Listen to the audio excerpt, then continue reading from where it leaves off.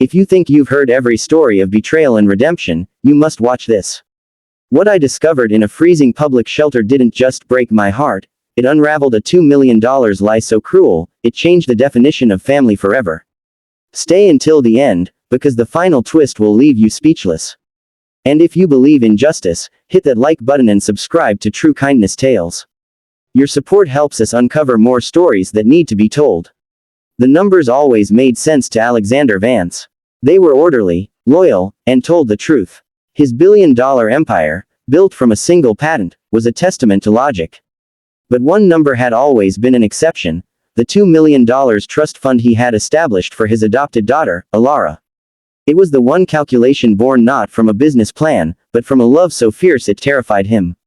He'd found her 15 years ago, a silent, wide-eyed 7-year-old in a struggling state orphanage during a charity visit. He, a man who commanded boardrooms, was commanded by her quiet stare.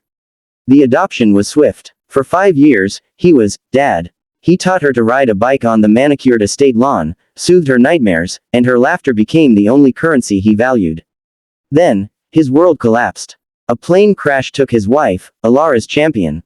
Grief mutated into a paranoid suspicion, seated by his cold, pragmatic sister, Margaret. "She's not your blood, Alexander. She's a gold digger, waiting for her payday," Margaret whispered, as he drowned in loss. Blinded by pain, he made the worst decision of his life.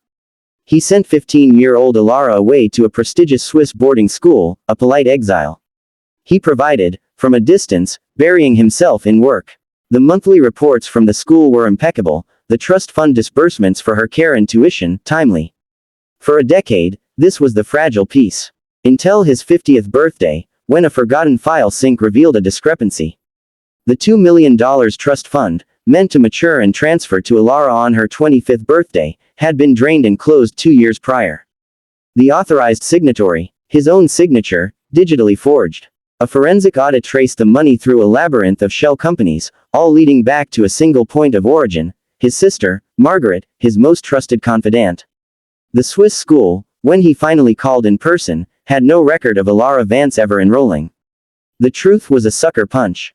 For 10 years, Margaret had fabricated a life, sending him fake reports, photoshopped images, and stealing the life he'd meant for his daughter. Where was Alara? The private investigators hit a wall. Until a tip came from a social worker who recognized Alara's childhood photo from a charity case. The location was not a Swiss Alpine campus, but the Hope's Harbor public shelter, 30 minutes from his office tower. Please help us keep these stories coming. If you're feeling the chills already, show some love with a like and subscribe to True Kindness Tales for more journeys from darkness to light.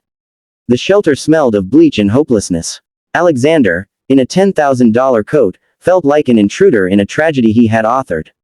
His eyes scanned the crowded room, over cots and weary faces, his heart a frantic drum against his ribs. And then he saw her. Not in the memory of a giggling child, but as a woman. She was at a far table, helping an elderly man fill out a form. She wore a faded blue sweater, her hair tied back in a simple ponytail. Her eyes, the same gentle hazel he remembered, were tired but kind. She was his Alara, a fragment of a lullaby he used to sing lodged in his throat. He watched, frozen, as she moved with a quiet efficiency, offering a blanket here, a warm smile there. She was not a resident seeking solace, she was a volunteer giving it. This detail shattered him completely. He finally willed his feet to move. Alara, the name was a whisper, torn from him. She turned, and for a second, there was no recognition, just polite curiosity for a well-dressed visitor. Then, her eyes widened. The color drained from her face. The clipboard she held clattered to the floor. Dad, the word was not joyful. It was a breath of pure shock, laced with a decade of pain. They sat in a bleak interview room, the gulf between them an ocean of lost years. Her story tumbled out, halting and raw. At 15, Margaret had taken her not to an airport, but to a bleak foster home, telling her Alexander wanted a clean break, that she was an unwanted burden. The trust fund, Alara had never heard of it. She'd aged out of the system, worked minimum wage jobs, fought for every GED and community college credit. She'd been homeless twice. Why? She asked, her voice breaking. I waited for you to come. For years, I thought I'd done something wrong. I wrote you letters, to your office. I thought you just didn't want me. Alexander wept. He, the titan of industry, wept with the helpless agony of a failed father. He showed her the audit, the forged documents, Margaret's treachery. He told her of his own grief-stricken blindness, offering no excuse, only a crushing, abject apology. I failed you in every way a father can. I don't deserve your forgiveness.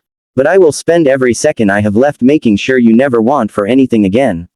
He saw the war in her eyes, the wounded child versus the resilient woman she'd become. Alexander did not bring her to a penthouse. He understood, now, that luxury was meaningless. He booked a quiet suite in a modest, dignified hotel. Your space, he said, handing her the key. For as long as you want. No strings. His first act was not to restore millions, but to sit with her for hours, listening, truly listening, to the story of her life. He met her friends from the shelter, the community college professor who had believed in her. He saw the person his wealth had failed to create, empathetic, tough, and profoundly humble. The legal machinery against Margaret began with a single, devastating phone call from Alexander. The money is the least of it, he told his sobbing sister.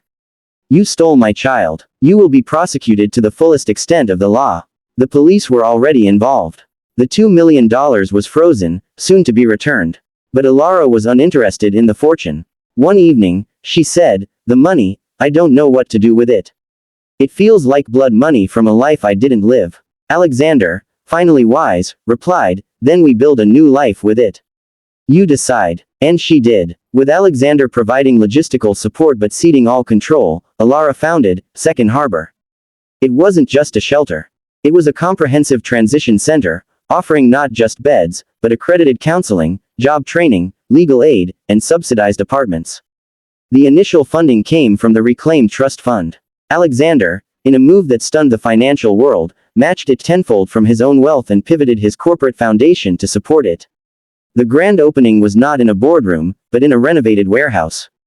Alara stood at the podium, Alexander beside her, his pride for her eclipsing any business achievement. This isn't about charity, she told the gathered crowd of former residents, social workers, and press. It's about restoration. Everyone needs a safe harbor to find their way back. Alexander looked at his daughter, no longer the ghost in a ledger, but a force of nature. He had found her not to restore a princess to a castle, but to witness a queen building her own kingdom. He had come offering a fortune, but she had taught him the true currency, kindness. Their relationship was a delicate, daily rebuilding, a coffee shared, a past trauma acknowledged, a future planned together. He was learning to be her father, and she, in her infinite grace, was teaching him how. This is why we tell these stories. From a $2 million lie in a cold corporate ledger to the warmth of a shelter built on true kindness, Alara and Alexander's journey proves that it's never too late for love to find a way. If this story moved you, if you believe in second chances, hit that like button, it truly helps us reach more people. And don't forget to subscribe to True Kindness Tales and ring the notification bell. Because every like and subscription fuels our mission to bring you more real-life tales of hope, redemption, and the undeniable power of the human spirit. Thank you for watching, and remember, kindness is always a choice.